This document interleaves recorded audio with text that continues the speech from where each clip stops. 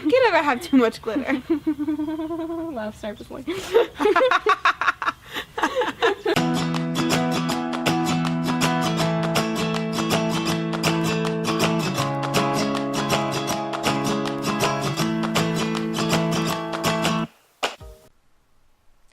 So I'm going to begin by giving the model a fishnet hairnet to put over her face, which is going to give the illusion of scales. While I mix up the paint, she can get ready and clean off her face, and then we can get started.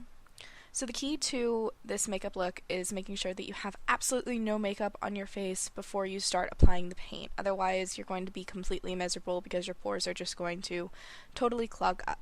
So you want to start with a clean base and go ahead and put the hairnet on and start covering your face in paint. Now I like to go in with the darker color as my contour. In this case it's a pink purple that blends into a lavender color.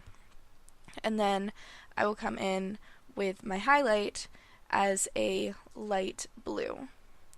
This is important because the highlight needs to be the lighter color in order to bring out certain features on the face and in order to create certain shadows and angles on the face.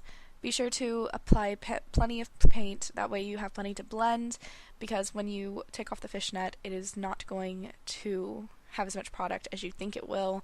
I would recommend testing out this look before you do it for Halloween or for a show makeup, because lots of things can go wrong. I realized this. I had to do this makeup a couple times before I was ready to do it for the actual photo shoot. This was actually the third time around doing it. Then after you blend on the makeup, take off the fishnet and you can begin applying prosthetics.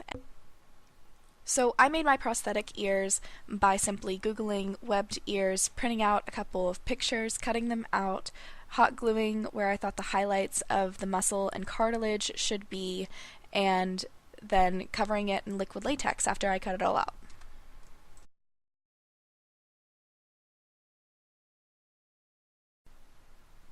Next I'm coming in with pieces of a towel that I tore off that I have dipped in liquid latex, and I am just attaching them to her skin, and then I am further gluing down the ears. Now an important point in this is that I have already pre-painted the ears and let them sit and dry before doing this makeup tutorial, which really helped.